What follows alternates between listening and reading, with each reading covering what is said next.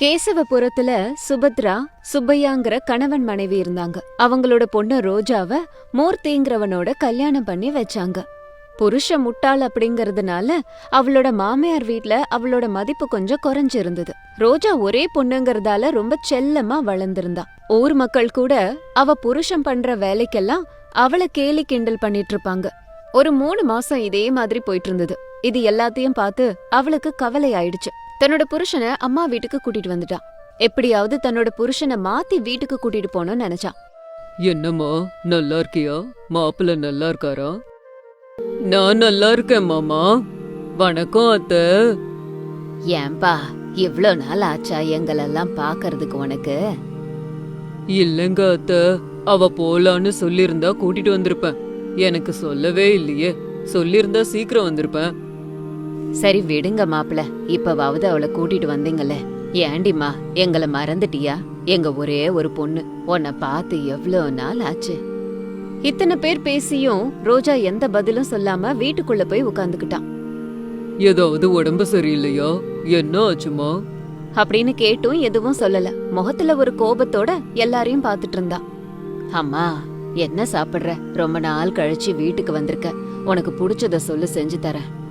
மாப்பிள்ள பக்கத்துல இருக்கறதாலதான் அவ எதுவும் பேசலன்னு நினைச்சு, ரொம்ப தூரம் பிரயாணம் பண்ணி வந்திருப்பீங்க. மாப்பிள்ள போங்க, ரூம்ல போய் ஓய்வெடுங்க. சரிங்க மாமா. ரோஜா, நீ கூட போய் ஓய்வெடு. சுபத்ராவும் சுப்பையாவும் 3 மாசம் கழிச்சு பொண்ணு வீட்டுக்கு வந்திருக்கா. ஆனா எதுவுமே பேசாம இருக்காளேன்னு கவலைப்பட்டாங்க.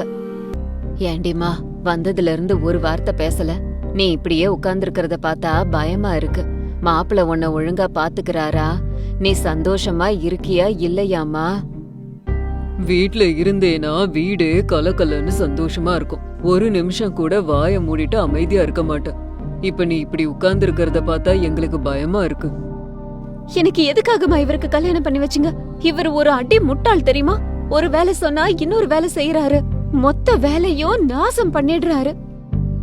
ஏதாவது தவறு நடந்திருக்கோமா? உனக்கு கல்யாணம் பண்றதுக்கு முன்னாடி அவங்க ஊருக்கு போய் விசாரிச்சேன். எல்லாரும் இவரை நல்லவன்னு சொல்லியிருந்தாங்க தெரியுமா? என்னப்பா பேசுறீங்க நீங்க? 2 நாள் நான் இங்கேயே இருக்கேன். அவர் என்ன பண்றாருன்னு நீங்களே பாருங்க. என்னங்க, எல்லாத்தையும் இப்பயே பேசணுமா? அப்புறமா பேசிக்கலாம். புள்ள ஏற்கனவே கவலையில இருக்கான். ஏதாவது சாப்பிட்டுட்டு கொஞ்சம் ஓய்வு எடுக்கட்டும். போமா, போய் மூர்த்திய கூட்டிக்கிட்டு வா. ரோஜாவும் மூர்த்தியும் சாப்பிட்டுக்கிட்டு இருக்கும்போது சுபத்ராவும் சுப்பையாவும் அவங்க 2 பேரும் சாப்பிடுறத கவனிச்சுக்கிட்டு இருந்தாங்க.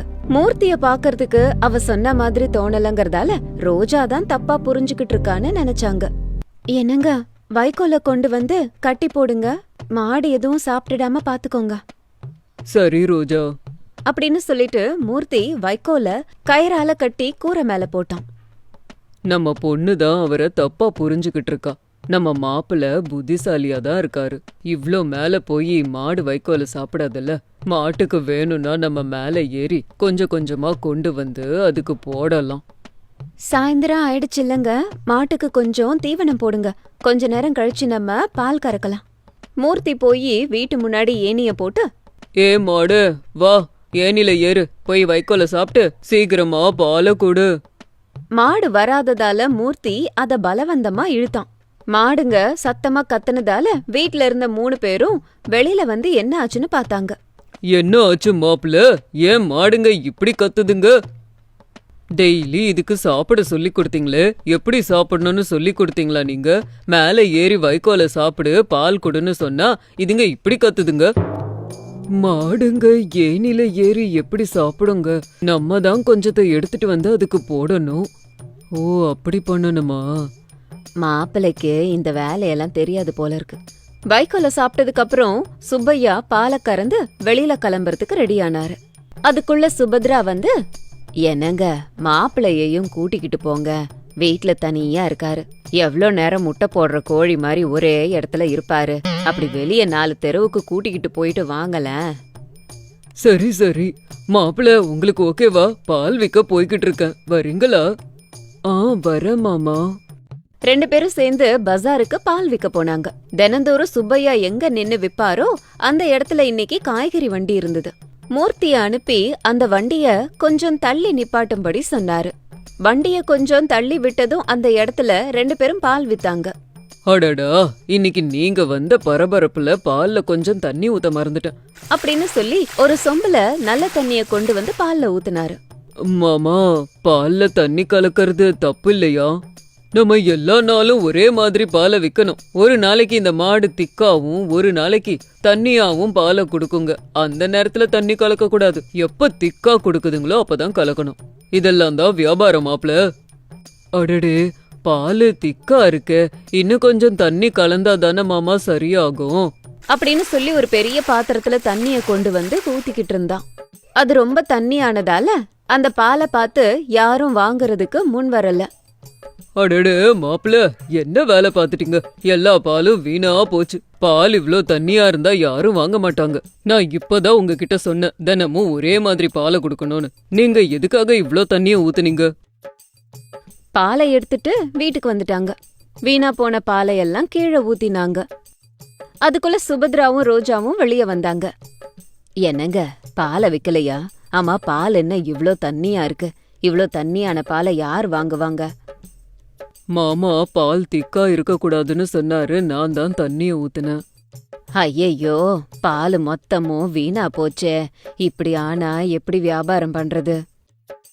சரி விடுங்க, தானியம் இருக்கிற கிடங்கு இருட்டா இருக்கு. கொஞ்சம் வெளிச்சம் வேணுங்க.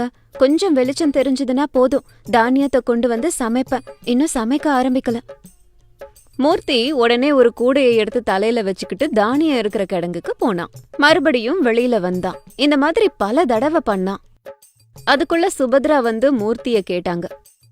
என்ன ஆச்சு மாப்பிள, இத்தனை தடவை நடக்கிறீங்க, அதுவும் தலையில கூடைய வச்சுக்கிட்டு? அந்த அறையில இருட்டா இருக்கு, தானியம் எடுக்க முடியலன்னு ரோஜா சொன்னால, அதான் கூடையில வெளியே போய் சூரிய ஒளியை எடுத்துக்கிட்டு ரூம்ல போய் போட்டுக்கிட்டு இருக்கேன். இது வரைக்கும் 30 கூடையாச்சு, ஆனா இன்னும் இருட்டாதான் இருக்கு. இந்த மாதிரி நீங்க 1 வருஷம் பண்ணாலும் ரூமுக்கு வெளிச்சம் வராதுங்க. அந்த ரூம்ல தீபம் ஏத்தினாலோ இல்லனா ஏதாவது ஜன்னல கிண்ணல திறந்தா உள்ளுக்குள்ள வெளிச்சம் வரும். ஆமா அத்த, இத பத்தி நான் யோசிக்கவே இல்லையே. ஒரு நிமிஷம் இருங்க, நான் என்ன பண்றேன்னு பாருங்க. என் பொண்ணு சொன்னது நிஜம்தான். இந்த பைய ஒரே முட்டாளா இருக்கானே, ஒரு வேலையும் செய்ய தெரியலையே. இப்படியே போச்சுன்னா என் பொண்ணு வாழ்க்கை அப்படின்னு நினைச்சாங்க சுபத்ரா. அப்பா, காய்கறி வாங்கிட்டு வந்தீங்களா? இல்லம்மா, வாங்கிட்டு வரேன். என்னங்க, கொஞ்சம் தண்ணி குடிச்சிட்டு போங்க. அவங்க இவங்கள்ட்ட பேச்சு கொடுத்துக்கிட்டு கிடைக்கிறத வாங்கிட்டு வராதீங்க, புரிஞ்சுதா? இன்னொரு தடவை சொல்லணுமா? ஏன் இப்படி சொல்ற? நான் ஏன் அப்படி பண்ண போறேன்? ஞாபகம் இல்லையா? ஏற்கனவே ஒரு தடவை காய் வாங்க போய் தெரிஞ்சவன் வந்தான்னு சொல்லி சாயந்தரம் வரைக்கும் வரல. சாயந்தரம் வரைக்கும் சமைக்காம நான் காத்துக்கிட்டு இருந்தனே. இல்லம்மா, இந்த தடவை அப்படி பண்ண மாட்டேன். நானும் மாப்பிள்ளையும் போறோம், சீக்கிரமா வந்துடுறோம். சுப்பையா பணத்தை மூர்த்தி கிட்ட கொடுத்துட்டு காய்கறியையும் அவர் கையாலேயே வாங்க வைக்கணும்னு நினைச்சாரு. இவரு காசு விஷயத்துல எப்படி இருக்காருன்னு தெரிஞ்சுக்கிட்டு பொண்ணுக்கு நல்லது சொல்லணும்னு நினைச்சாரு. மூர்த்தி, பணத்தை எடுத்துக்கோங்க. போய் எல்லா இடத்துலயும் காய் வாங்கிட்டு வாங்க. நல்ல காயா வாங்குங்க. சில்லறை கொடுத்ததும் அதை கரெக்டா எண்ணி வாங்குங்க. நீங்க சொன்ன மாதிரியே செய்யற மாமா. மூர்த்தி காய்கறி எல்லாம் வாங்கிட்டு இருக்கும்போது கொஞ்சம் தூரத்துல சுப்பையா நின்னு அவரை பாத்துட்டு இருந்தாரு. எல்லாம் வாங்கினதுக்கு அப்புறமும் கையில கொஞ்சம் பணம் பாக்கி இருந்துச்சு. மீதி பணத்தை என்ன பண்றாருன்னு பாப்போம் அப்படின்னு நினைச்சாரு சுப்பையா. மூர்த்தி காய்கறி எல்லாம் வாங்கிக்கிட்டு வந்துட்டு இருக்கும்போது வழியில ஒரு வயசான தம்பதி இருந்தாங்க. அந்த மீதி பைசாவை கொண்டு போய் அந்த தம்பதி கிட்ட கொடுத்தாரு. உங்களை பார்த்தா ரொம்ப பசியில இருக்கிற மாதிரி எனக்கு தோணுது. இந்தாங்க, இந்த பணத்தை எடுத்துக்கிட்டு போய் வயிறார சாப்பிடுங்க. ராத்திரி சாப்பாடெல்லாம் சாப்பிட்டு முடிச்சிட்டு தூங்கறதுக்காக அவரோட ரூமுக்கு வந்தாரு மூர்த்தி. அப்ப ரோஜாவ அப்பா அம்மா பார்த்து, அம்மா ரோஜா, மாப்பிள்ள நீ சொன்ன மாதிரி முட்டாள்தான், ஆனா ரொம்ப நல்ல பையன். எதிரில இருக்கிறவங்க கஷ்டப்பட்டா தாங்க மாட்டேங்கிறாரு. உன்னையும் கண்ணுக்கு கண்ணா பாத்துக்கிறாருமா. ஓய்வெடுத்துக்கோ, சாப்பிடு அப்படின்னு எத்தனை தடவை சொல்றாரு. இதனாலதான் அந்த ஊர்ல எல்லாரும் அவரை நல்லவர்னு சொல்லிருக்காங்க. அவரு ரொம்ப செல்லமா வளர்ந்த புள்ளையா இருப்பாருமா. அதான் சின்ன சின்ன வேலை கூட அவருக்கு தெரியல. சின்ன சின்ன பிரச்சனையெல்லாம் நீ பூத கண்ணாடியில பார்த்தேன்னா அதெல்லாம் உனக்கு பெரிய பிரச்சனையாதான் தெரியும். எந்த வேலையை எப்படி செய்யணும்னு அவருக்கு சொல்லி கொடுத்து வளர்க்கலம்மா. முக்கியமா அவருக்கும் அதை எப்படி செய்யறதுன்னு தெரியல. நீ கொஞ்சம் பொறுமையா அவருக்கு எதை எப்படி செய்யறதுன்னு சொல்லி கொடு. அவரு அதே மாதிரியே செய்வாரு. எல்லாரும் ஒரே மாதிரி இருக்க மாட்டாங்க. கொஞ்சம் பேரு புத்திசாலியா, புத்தி கம்மியா இருப்பாங்க.